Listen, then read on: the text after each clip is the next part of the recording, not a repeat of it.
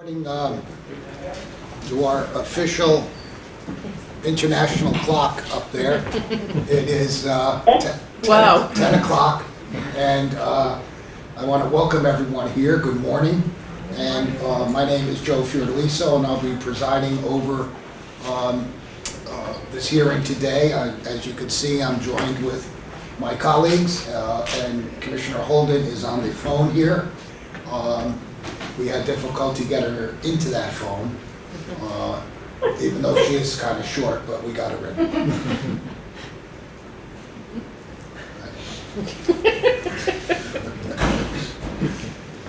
We're here today to take comments in the matter of the provision of basic generation service for the period beginning June 1, 2003, BPU docket number ER 22030, I'm sorry, let me start that again. ER 22030-127. I will ask the DAG to read a statement regarding the notice for this hearing today. Good morning, Mr. President. Good morning, Commissioners. Good morning. Adequate public notice has been provided pursuant to the Open Public Meetings Act. Notice of this hearing has been published in newspapers in broad circulation in the state and with the Secretary of State, and has been published on the board's website and as well as posted in the board's office. Thank you very much. On July 1, 2022, the electric distribution companies jointly filed their proposal addressing how to procure the remaining 1/3 of the state's BGS, RSCP, and the annual CIEP requirements for the period beginning June 1, 2023. In addition, the board also invited all other interested stakeholders to file alternative BGS procurement proposals with the board by July 1, 2022. Today's hearing is part of the procedural schedule adopted by the board in its April 6, 2022 order initiating this matter.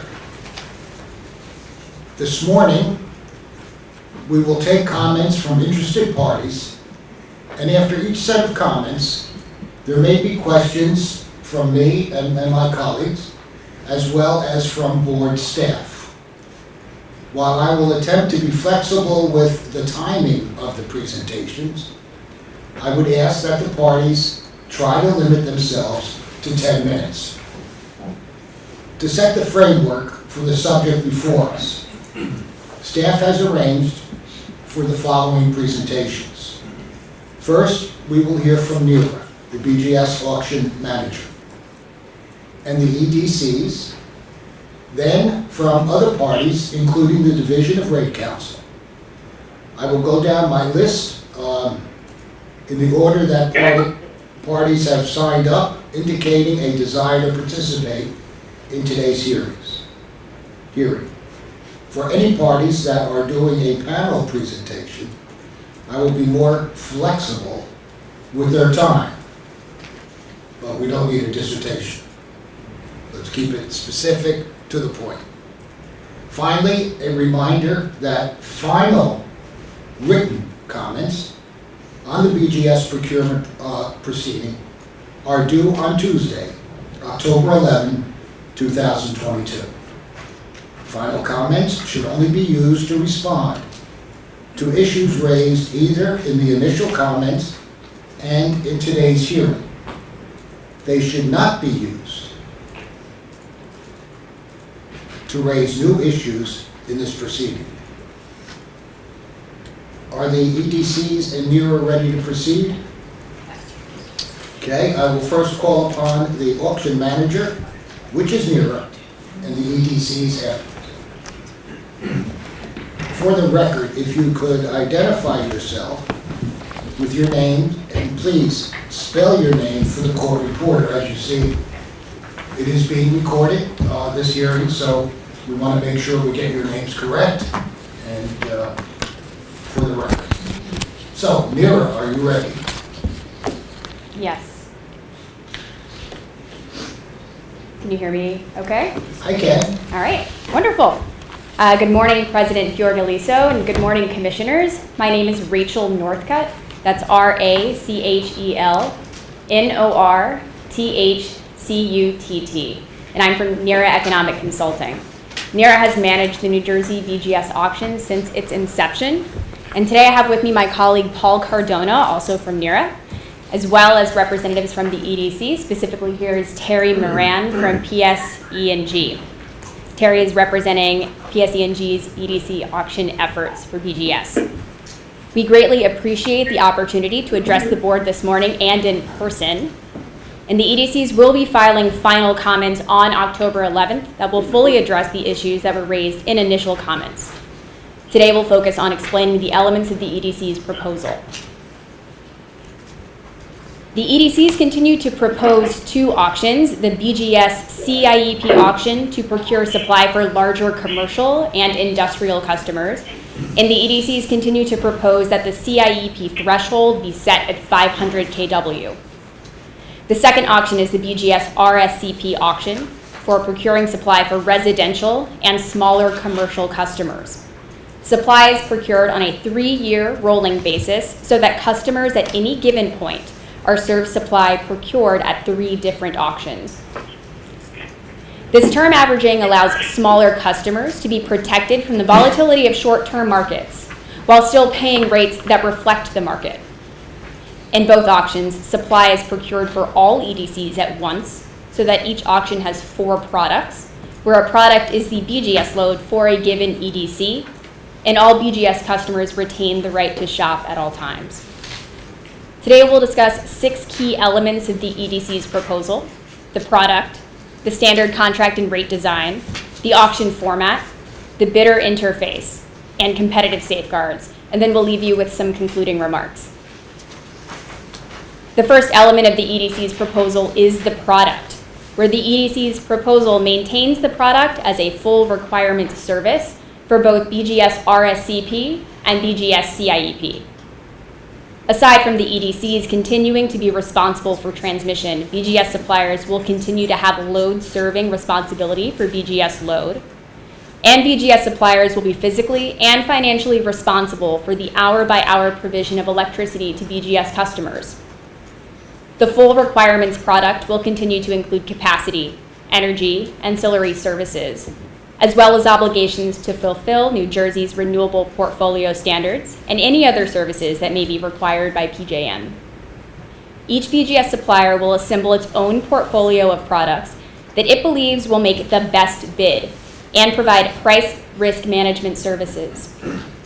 Through the auction, competitive discipline is brought to bear on the cost of managing the BGS supply portfolio. The BGS auction process is designed to select the most effective portfolio managers.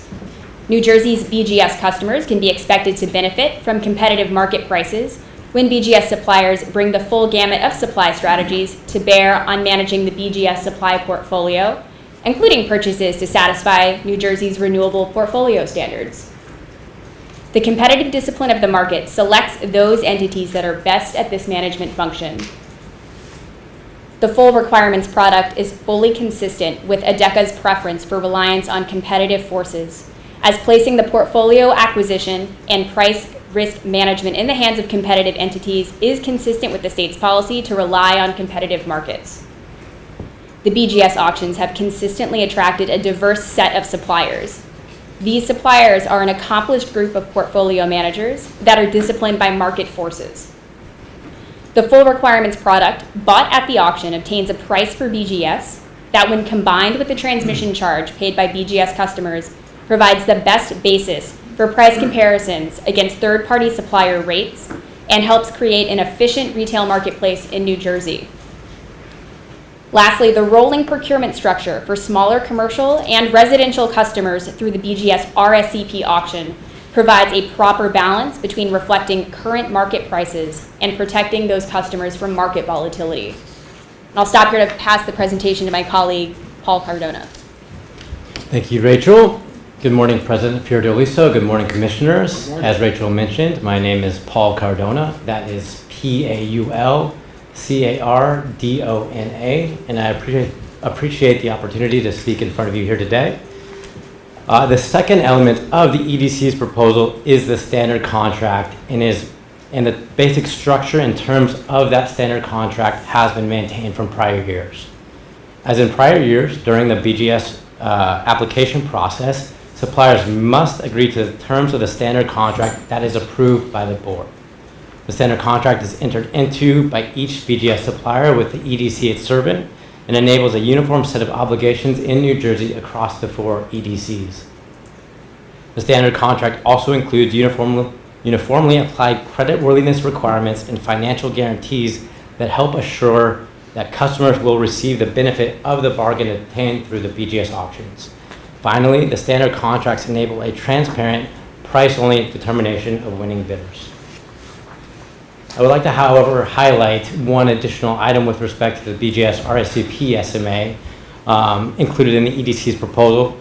During the last 3 years, the board approved the use of capacity proxy prices, as the actual capacity prices for some delivery years in the supply period was not known prior to those auctions. To avoid excessive premiums in BGS bids, the EDCs again proposed to set capacity proxy prices this year for energy year 2025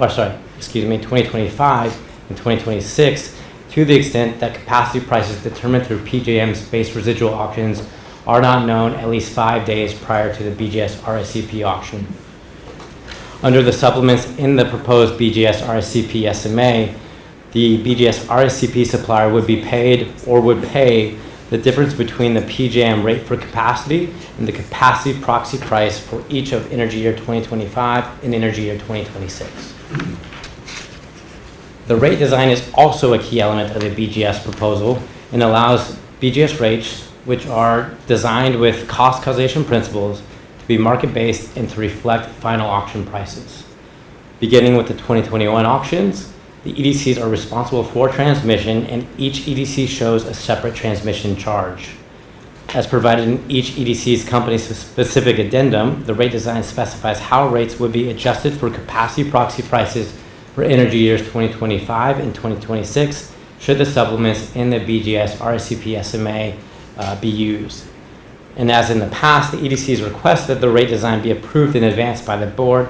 This is important as bidders use the rate design to assess risk migration and to prepare their bids. While the rate design would be approved in advance by the board, calculations would be refreshed approximately 10 days before bids are due with the latest data from PJM. The fourth element of the EDC's proposal is the auction format. And consistent with prior years, the auction format is proposed as a descending clock auction, which is a multi-round, multi-product design. Over several rounds, bidders submit bids and receive information regarding those bids, and then bidders have an opportunity to bid again at a lower price in a subsequent round. As the auction progresses and one round leads to the next, bidders know that they must submit bids at a lower price in order to win at the auction. Competition among suppliers drives the prices in the auction down to levels that are consistent with the market. This objective method of selecting winners through the auction process provides for greater transparency that maximizes participation and thus minimizes prices. As has been done in prior years, bidders will be submitting their bids using a web-based interface. The ways in which information is communicated and made available to bidders encompasses the fifth element of the EDC's proposal. The auction manager ensures this interface with bidders, which means that the auction manager is the one to interact with and provide information to bidders, and NERA does that in several ways. We maintain the BGS auction website that serves as a central source of information about the auctions. We host several webcasts, the first occurring early October, the second in late November, and the third for registered bidders in January. Also in January, we provide bidders an opportunity to practice submitting bids through the web-based bidding interface during 2 training sessions. The auction manager responds to bidder questions and makes available the resulting questions and answers on the BGS auction website. And the auction manager also processes bidder applications and works to establish a qualified field of bidders for the auction. The last element of the EDC's proposal is the sixth element, and that is the inclusion of a set of competitive safeguards that further promote competition in the auction. One of these safeguards includes provisions to adjust the volume to ensure a competitive bidding environment. A second is the use of load caps, which are limits on the amounts that any one bidder may bid and win in the auction. This limits credit risk for customers and prevents large bidders from unduly influencing the results of the auction. Lastly, there are specific association rules that are designed to prevent collusion amongst bidders. Finally, throughout the auction process, there are well-defined roles for the auction manager, the EDCs, the board, and the board's consultant. The auction manager is responsible for carrying out auction promotional efforts, communicating information, organizing responses to bidder questions, and administering the auction in accordance with the auction rules as approved by the board. The board's consultant oversees the conduct of the auctions and briefs the board during the process. The board monitors the auction and reviews and renders a decision on the final auction results. We look forward to working with the board's consultant and board staff who serve as representatives of the board to reach decisions on key issues such as starting prices, as well as working with them as they observe the auctions. And before concluding Neera's comments, I would like to pass the presentation over to Terry Moran from PSE&G for a brief statement regarding the EDC's proposal with respect to electric vehicle charging. Thank you, President Fiordaliso, and thank you, Commissioners, for your time here today. Thank you. Charlie? Yes, good morning, President Fiordaliso. Good morning, Commissioners. Thank you for the opportunity to present this morning. My name is Terry Moran of PSE&G, and I appreciate the opportunity to address the board on behalf of the EDCs. Neera presented a summary of the key elements of the EDC's BGS proposal for the 2023 BGS auctions. And while the EDCs will respond to the initial comments submitted in this proceeding in detail in our final comments, we thought it would be beneficial to briefly address Electrify America's initial comments here today. First, the EDCs acknowledge and support the state's goals of fostering electric vehicle growth in New Jersey. However, the EDCs also have a responsibility to carefully consider their BGS rate design and its effect not only on EV charging stations, but also its effect on all New Jersey BGS customers. To that end, the EDCs believe that any change to BGS rate design should only be made after a thorough examination of complete data.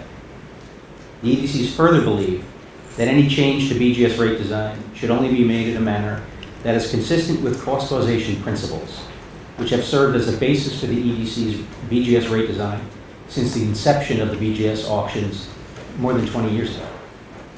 With respect to Electrify America, the EDCs observe that its comments in the current proceeding are essentially a reproduction of the comments submitted in the 2022 BGS proceeding, in which Electrify America advocates that the BGS rate design be modified to provide the desired financial sustainability for their direct current fast charging, or DCFC, stations by modifying BGS rates designed to recover costs associated with capacity and transmission obligations solely through a volumetric charge, and/or by modifying the EDC's process related to establishing initial capacity and transmission obligations for the DCFC stations.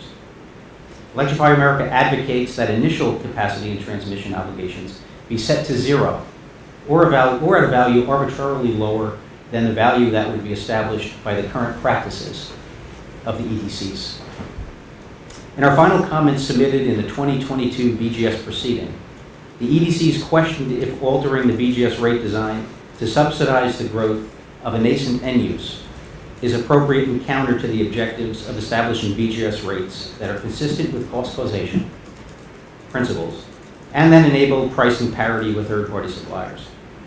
Further, though Electrify America describes their proposed rate modifications as a revenue-neutral alternative, the EDCs noted that such a change in rate design is premature and would ultimately result in BGS customers subsidizing DCFC station operators, and the resulting misalignment of costs would sever parity with TPS rates for load associated with such facilities. Similarly, regarding the issue of setting of initial capacity and transmission obligations, the EDCs noted that a wholesale change to the EDC's processes is also premature, and any change should be supported by sufficient data.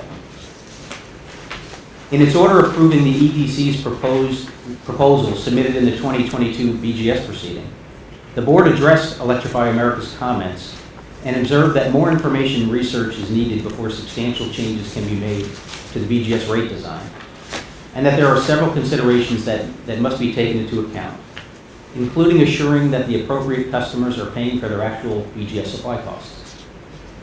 The board subsequently directed the EDCs to collect the EV charging data required to support the review and potential establishment of EV-specific BGS rates.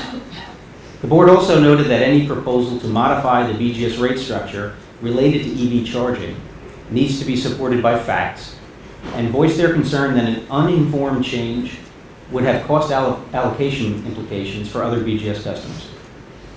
Accordingly, the board further directed the EDCs, as part of their 2023 BGS filing, to file a proposal to address BGS rates for EV charging.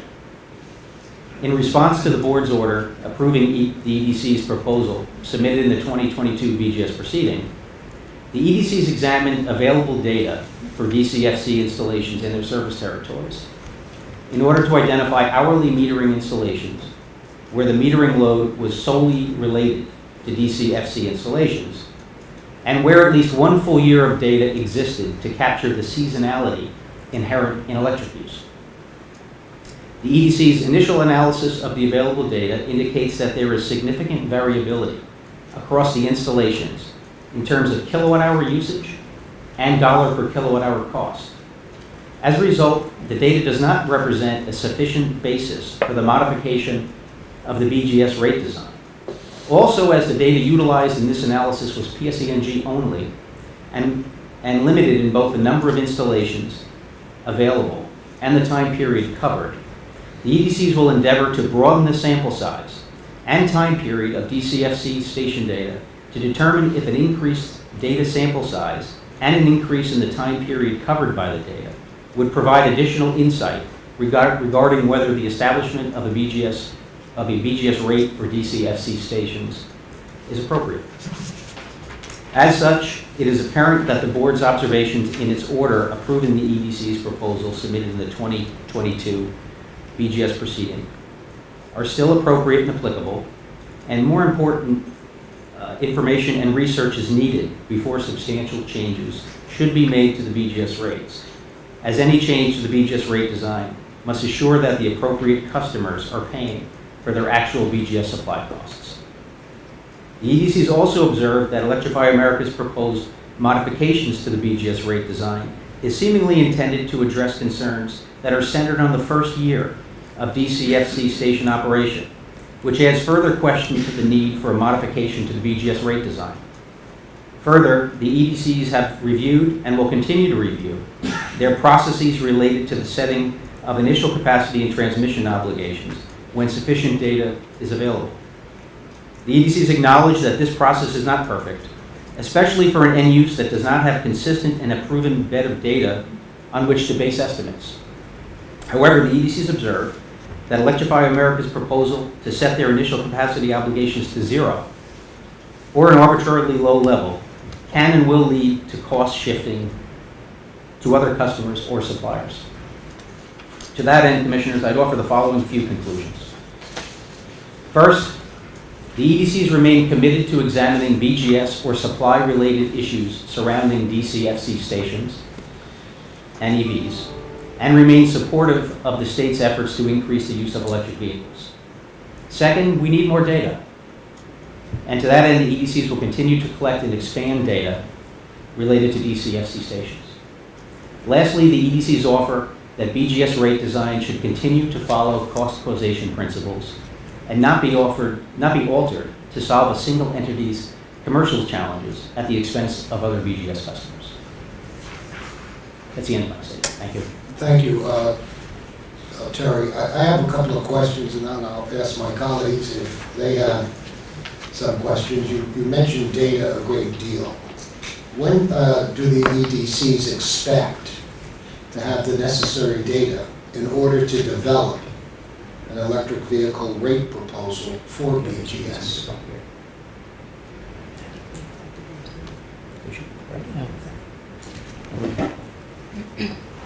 Commissioners have our other EDCs join me at the table.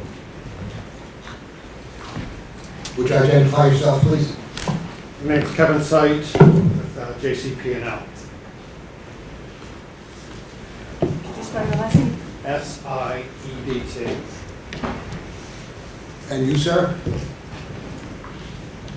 Chauncey Davis from Rockland Electric Company. Ma'am? Diana DeAngelis from Atlantic City Electric. Welcome. All right, President Fiorelli, so Terry Moran for PSE&G. I'll answer the question on behalf of PSE&G in terms of data. So the data, we are evaluating the data for all of these stations as they're coming online. So it is I think it's really a matter of, as more come on, we'll have a bigger sample size. And as the longer that they operate, we'll be able to get a better sense of how the data transitions over time. So it's really a function of both things. So what we've looked at for our filing and for our evaluation is all of the systems that we have operating in our service territory today. So PS can't give us an approximate time to come up with any kind of rate proposal? Well, we're based on the data we see today for the systems that are in our service territory. The data at this point, there's considerable variability in the data. So as an example, Commissioner, when we look at the connected load of a system compared to what the actual demands are, there is a lot of variability amongst the systems. So we'll end up, we have some that have a very small percentage of that connected load and others that are operating at a lot higher percentage. So because there's a lot of variability, that the concern is when you're establishing a rate, you want to have a rate that is a little bit more homogeneous so you're able to get a better assumption of how those costs are incurred across the group. So really, until we see that, we're not able to say when that will occur, right? We're waiting to see, that really becomes, I think, a function of even how these stations operate. And so we're obviously kind of looking at the result, but we don't have the ability to influence, obviously, the drivers of that. Okay, so you can't give me an approximate time? Can't give you a time, but we're basically, I can only tell you what the data is telling us. Let you guess. And JCP&L? At JCP&L, at the time of the filing for the BGS for 2023, the company did not have an approved EV program. Right. And so we didn't really have any data to support any kind of review of rate design.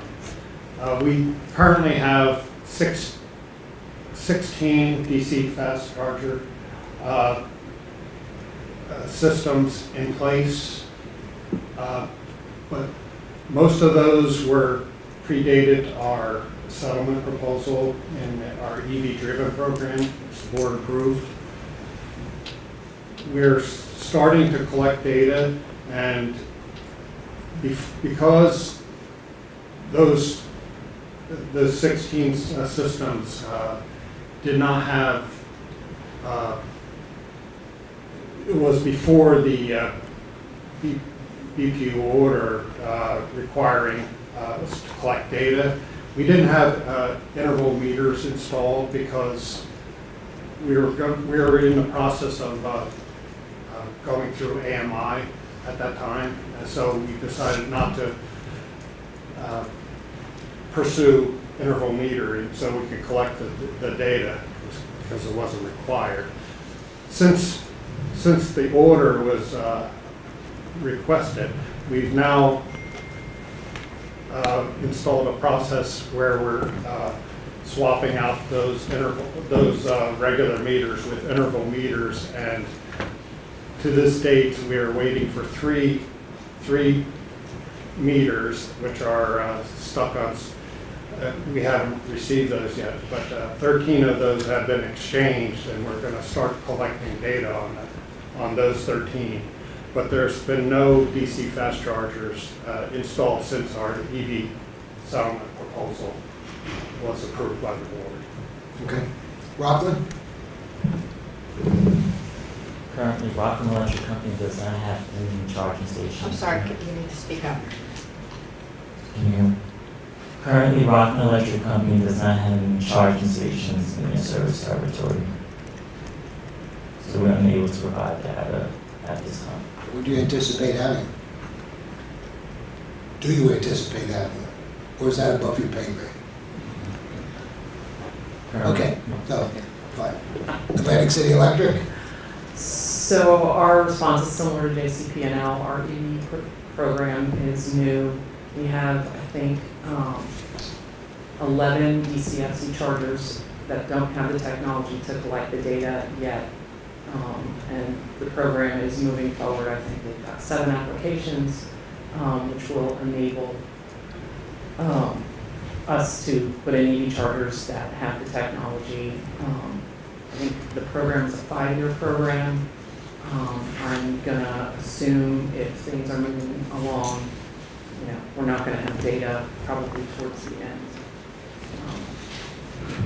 Okay, so just for the record, none of the EDCs can give us a time frame where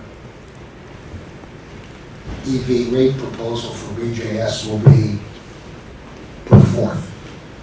Am I correct? Nobody can give us that.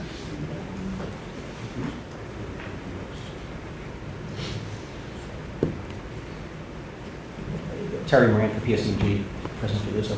I'll say for PSD&G, we are going to continue to evaluate the data as it comes in, and it really, until the data presents itself in a manner that is consistent to be able to establish a rate, I can't give you a time frame on that. Similar to the others, we have an ED program that we're also beginning to collect data on, but what we're going to do is continue to evaluate it, and if the data presents itself in a manner that we think is appropriate, that it can justify a rate, that's when we would present that. Okay, so basically, and I appreciate that, thank you. Basically, nobody can give us a time frame. Am I correct? Yes. Okay. I have one more question, and then I'm going to open it up to my colleagues and have them ask whatever they'd like to ask. Last year's order directed the EDCs to develop a proposal for BGS EV rates. It was not specific to DCFC. What progress have the EDCs made with respect to the BGS EV rate for residential customers? Or is the answer going to be basically the same? Terry Moran for PSD&G. I think the answer is generally the same. I know for our program, we've begun to collect data. We don't clearly have even a year's worth of data, which really be the minimum to understand how the electric load varies over the year. So it's a process that we've begun, but we don't have it's essentially a similar answer. We don't have the ability right now to be able to utilize that as a basis for rates for residential.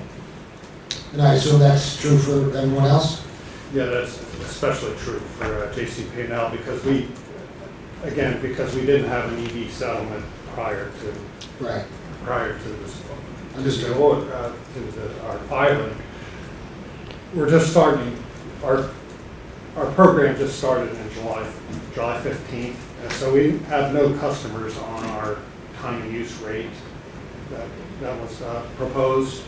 So until such time that we have that data, we won't be able to support any kind of rate design. And I assume ACE is the same? Yes. Our AMI program also, our deployment of that is still going on. Any existing chargers that were in place beforehand, unless they've been converted to AMI, we didn't have the data and can't gather the data, so that's all in progress. Are we going to have the same conversation next year? President Britton, can I just, Margaret Coleman, CONES, I just want to provide some facts. The Rockland Electric Company, our EV program. And I'll recognize you in a minute, Margaret. Oh, okay, I just wanted to How are you, explain. by the way? I'm sorry? How are you, by the way? Margaret used to be a DAG here. Yes. I just wanted to say our EV program has not been approved yet in Rockland. Right. So it's coming up. I understand that. Thank you. Are we going to have the same conversation next year, or are we going to be a little more specific?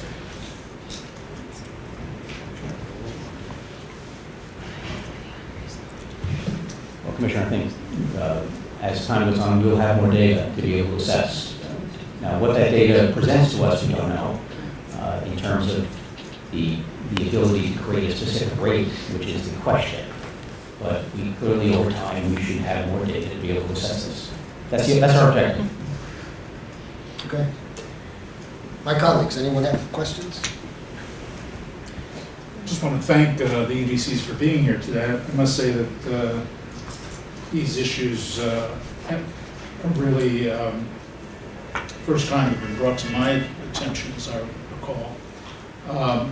But I think you're raising some legitimate questions, and I think it's important for the board to hear from our consultant and our staff to, get further understanding of what's at stake here. So I hope that will happen very shortly. Thank you. Yes. Yeah, I also wanted to thank you all for your presentations. And from where I'm sitting, I can certainly understand that while there's a goal and objective, as there is for a lot of the things that we do here at the BPU, I certainly wouldn't want to move forward with insufficient data, and we have to look to see what the penetration is going to be for this type of technology, even though we have the desire to move forward with, making rules and regulations to and changes within rate design to meet this emerging technology.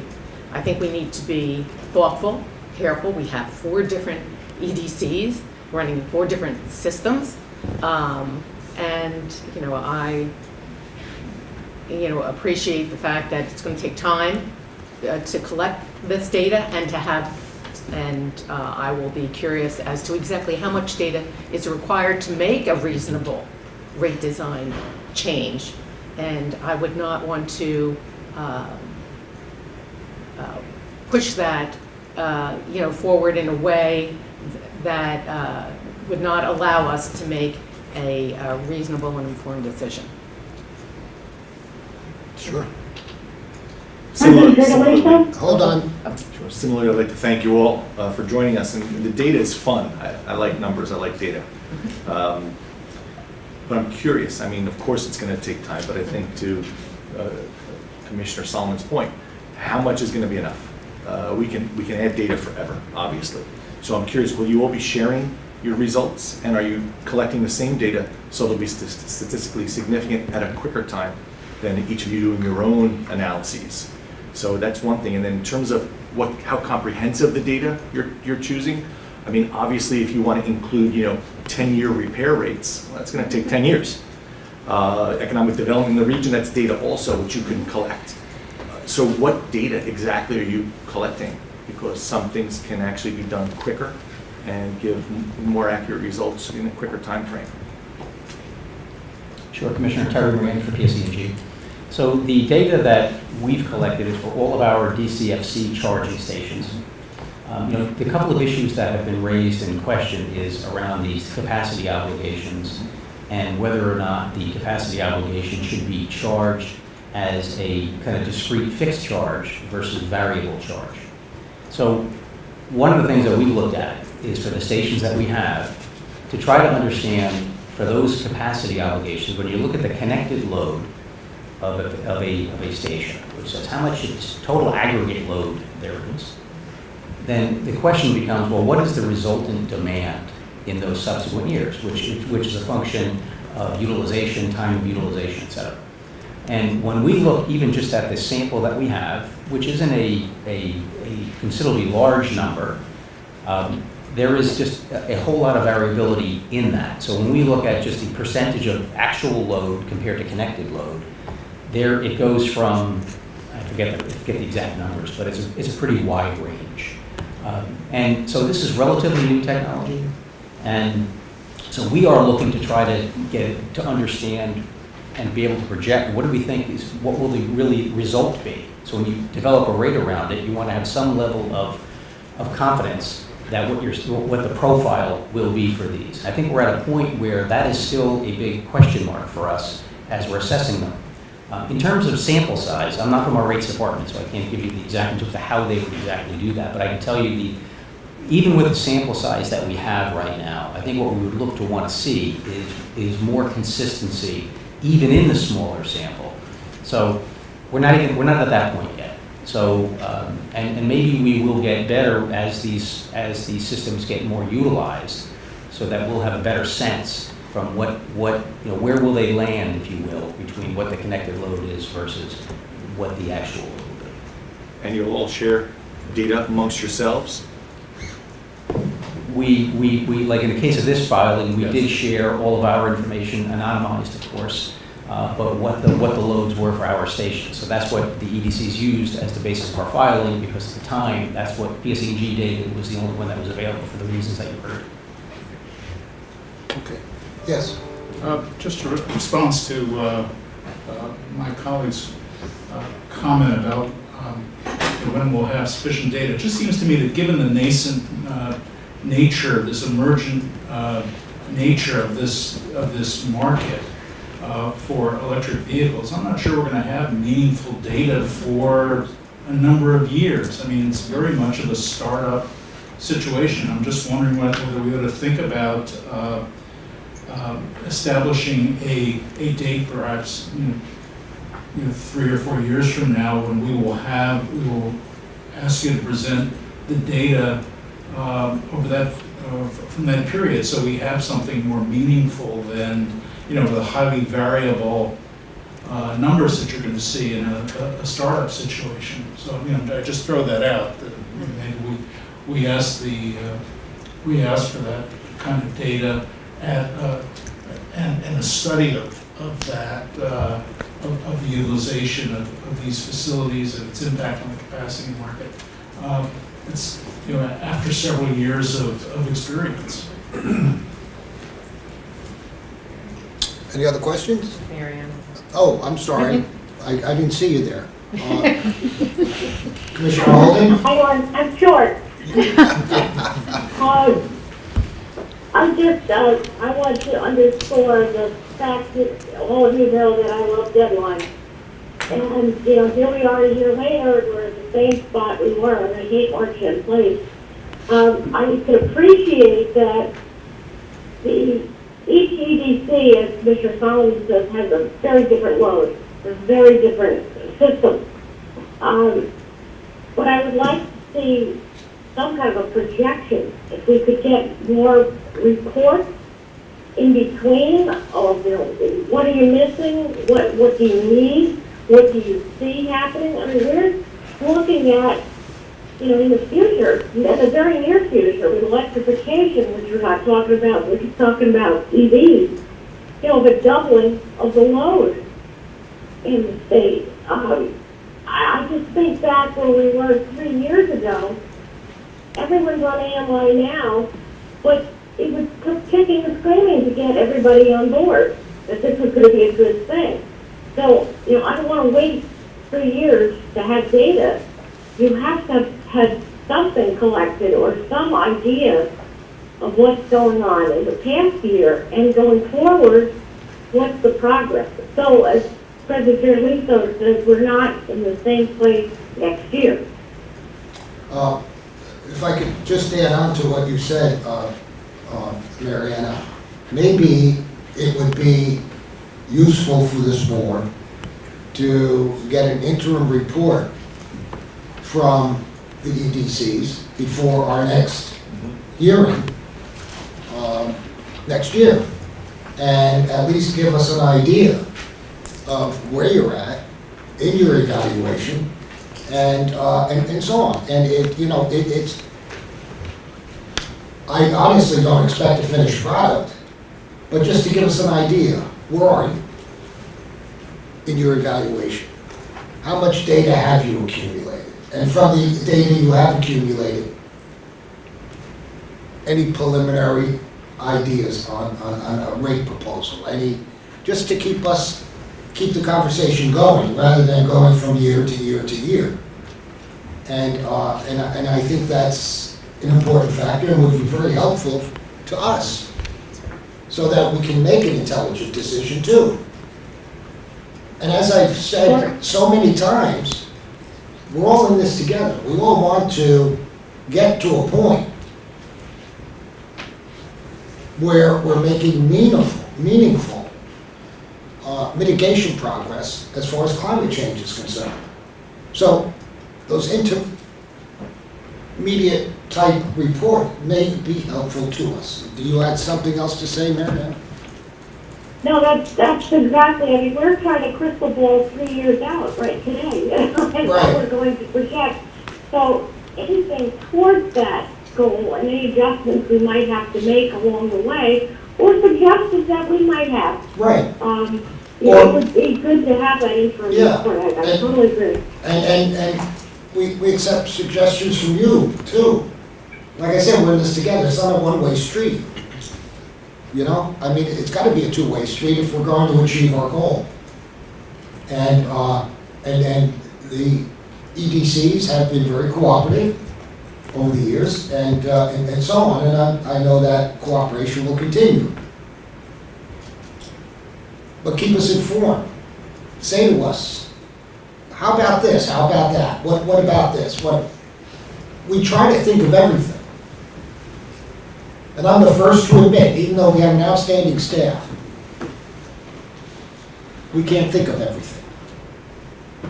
So with your input, it's helpful to us. So, did you want to say something?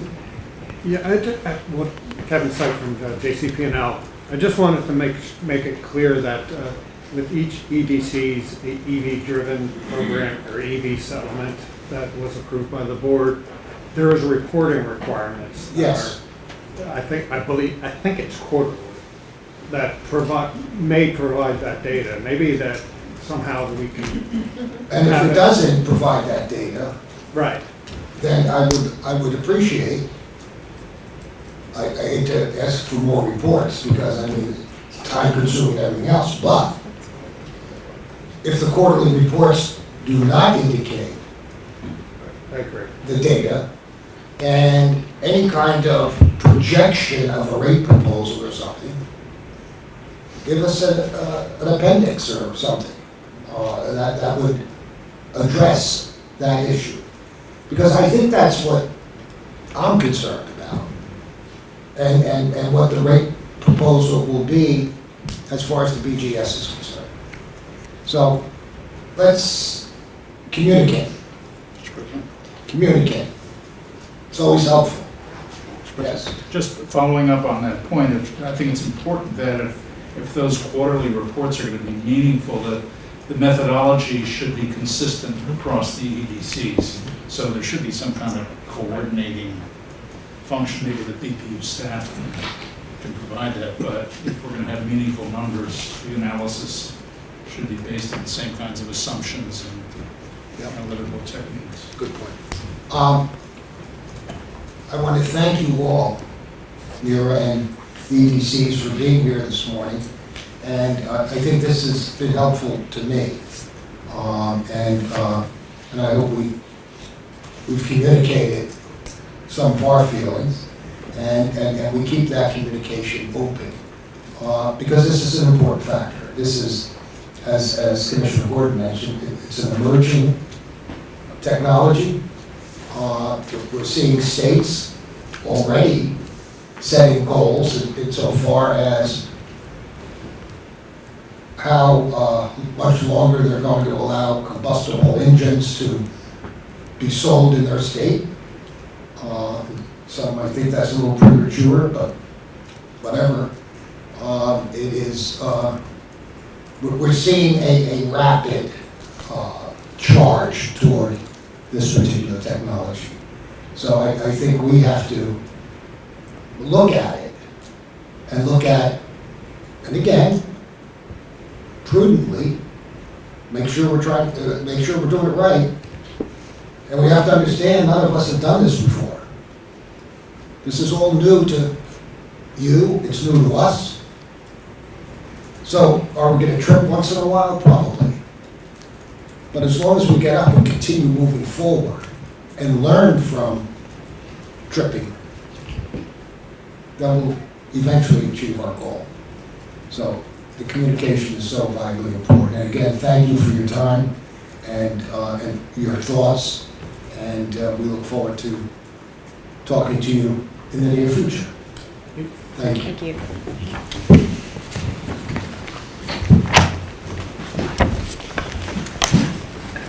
I would now like to call the Independent Energy Producers of New Jersey.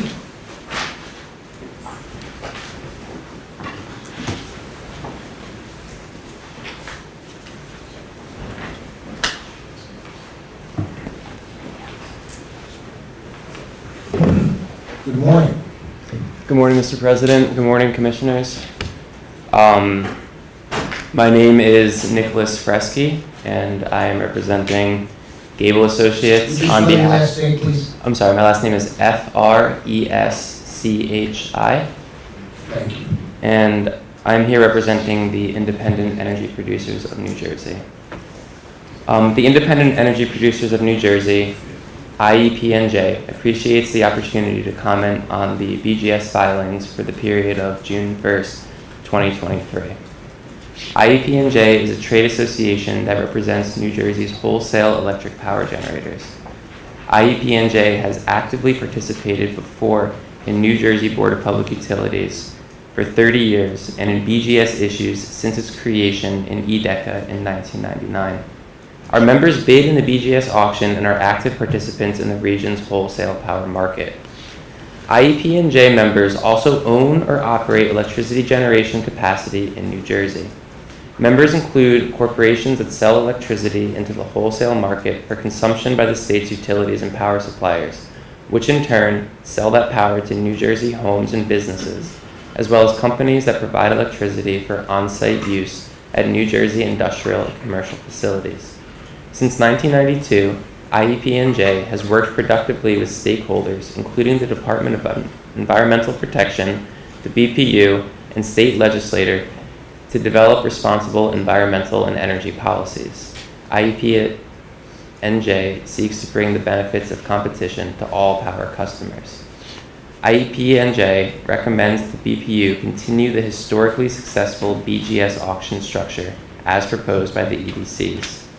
It is IEPNJ's position that the 3-year BGS auction structure strikes the appropriate balance to hedge against price spikes while minimizing future risks to suppliers that would occur under contracts of a longer term.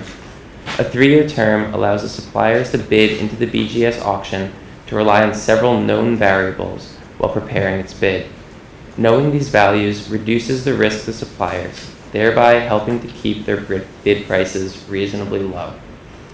The averaging of the 3-year term contracts entered over the course of 3 years provides stability to customer rates. A term of less than 3 years will result in increased price volatility. This increased volatility will increase the budgetary stress on BGS customers who benefit from stable energy rates. The 3-year structure addresses the appropriate goal of protecting consumers from price volatility in the energy markets. As a result, based on the success of this structure over the last 2 decades, we strongly endorse the continuation of the BGS auction structure. IEPNJ and myself appreciate the opportunity to provide these comments and look forward to working cooperatively with the BPU and all stakeholders on BGS issues now and in the future. Thank you very much. Any questions? Thank you, Mr. President. Thank you, Commissioners. Finally, the Division of Rate Counsel, Mr. Wan.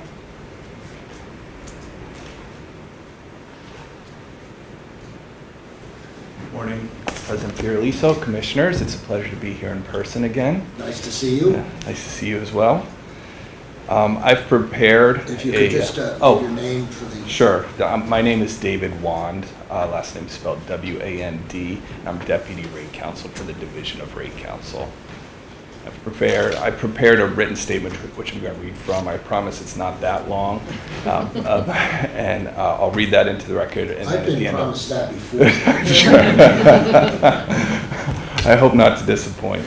Good morning. As I said, my name is David Wand, and I am Deputy Rate Counsel with the New Jersey Division of Rate Counsel. I want to thank you for the opportunity to appear before you today on behalf of New Jersey ratepayers regarding the 2023 BGS proposal submitted by the Electric Distribution Companies, or EDCs. Rate Counsel filed initial written comments with the board in this matter. Our comments today focus on the EDC's proposed continuation of certain temporary measures in the 2023 BGS process. We will also briefly address initial comments by auction participants and customers.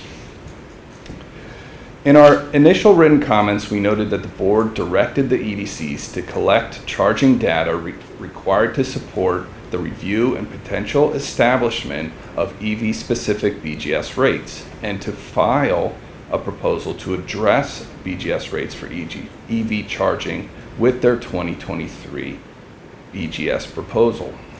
However, the EDCs have stated that they are still in the initial stages of collecting EV charging station data, since each EDC's EV program is in its early stages, and therefore they lack sufficient information to propose a separate direct current fast charging, or DCFC, BGS rate. Notwithstanding these obstacles, the EDC's joint proposal states that they have analyzed data from 26 DCFC stations located in the PSE&G service territory to develop cost estimates. Although the data only covered a limited number of installations over a relatively short time period, the EDC's joint proposal states that the data shows most of the installations have very low capacity / transmission obligations, but that there was considerable cost variability across the installations. Hourly data is not yet available for the other EDCs. Based on their analysis of the limited data, the EDCs conclude that the changes to the BGS rate structure remains premature at this time. Further, the EDCs state that they will, quote, endeavor to broaden the sample size and time period of data to gain additional insight. At this time, Rate Counsel agrees that insufficient data has been collected to justify a DCFC station-specific BGS rate. Based on the lack of data, Rate Counsel believes continued and expanded collection of DCFC station data from all the EDCs is necessary and warranted. Rate Counsel recommends that the EDCs continue to collect information either from the EDC EV programs or directly from DCFC stations owned by third parties. In addition to maintaining current BGS rate structures, the EDCs have requested that they be allowed to continue to use capacity proxy prices for both the 2024-25 and 2025-26 delivery years. As noted in Rate Counsel's prior BGS comments, PJM's capacity auctions have been delayed due to a regulatory uncertainty at the federal level. Based on this, the EDCs argue that potential BGS RSCP suppliers may include risk premiums into their bids or choose not to participate altogether if the capacity price is not known prior to auction. To address this concern, the EDCs propose to extend the use of the capacity proxy price in the BGS RSCP Supplier Master Agreement, or SMA, to include currently unknown base residual auction, or BRA, prices for the 2024-25 and 2025-26 delivery years, since those auctions have not yet occurred. The EDCs propose utilizing the capacity proxy price if the BRA results are not known at least 5 days prior to the EDC's BGS RSCP auction, noting that the 2024-25 auction is currently scheduled for December 2022 and will likely precede the BGS auction scheduled in February 2023. Rate Counsel continues to question the efficacy of using capacity proxy price and avoiding risk premiums because the EDCs are unable to quantify or prove that risk premiums are being avoided by utilizing the capacity proxy price. Rate Counsel is also concerned that overcollection through the capacity proxy price in previous years has masked some of the increases in BGS rates due to increased wholesale natural gas prices. Customers need accurate pricing information to make truly informed decisions. That said, for the purposes of consistency, Rate Council does not object to the extension of the capacity proxy price for the 2024-25 and 2025-26 delivery years. Absent significant delays, Rate Council believes that the 5 business days advance notice of the 2024-25 BRA results is sufficient for bidders seeking to participate in the 2023 BGS RSCP auction. Although the capacity price for the 2025-2026 delivery year will not be known until the auction in June of 2023, the results will be known before the 2025 energy year. And I've provided this a written statement copy as well in case you want to go back and check all those dates. Yeah, you lost me on 2027. Right. So, regarding the remote auction platform, Rate Council is in favor of reducing administrative costs associated with the physical BGS auction office while the auctions are being conducted remotely. While Rate Council does not object to the EDC's continuation of the remote auction process proposal and declining to renew the sublease when it expires at the end of January 2025, the security and the integrity of the auction process must be maintained. So while Rate Council appreciates the minor administrative efficiencies achieved by a remote auction, Rate Council believes that the board approval of any remote auction be conditioned on it finding that the integrity in the auction process can be maintained. Last, Rate Council would like to briefly address some of the arguments made in the initial comments by the auction participants and customers. Electrify America has submitted lengthy comments in this proceeding. These comments focus on technical issues that contradict some of the statements made in the EDC's joint proposal. To the extent that there's disputed issues of fact, Rate Council believes a quasi-judicial proceeding where the parties can probe each other's assertions is a better form to resolving disputed facts rather than this legislative type proceeding. Thus, Rate Council recommends that the board address Electrify America's assertions in a separate proceeding to evaluate the merits of their claims. Regarding the initial comments submitted by Axpo US, which asked for changes to the mark-to-market or MTM exposure calculation, Rate Council believes any change should be supported by evidence that shows it avoids increased risk on BGS customers and maintains the current levels of protection included within the current form of the SMAs. The board should not change the SMAs without being fully informed of all the risks and benefits involved. This concludes my comments today. Thank you for the opportunity to appear before you today on behalf of New Jersey ratepayers, and I'm happy to answer any questions. Thank you, David. Any questions for David? Thank you. Question for Nira. Based upon something that Nira asked this week. I just wondered if Nira addressed the security issue. Yeah. Laura, would you mind coming back up for a minute? Yeah, no problem. Yeah, I just had a follow-up question based upon something that Rate Council raised.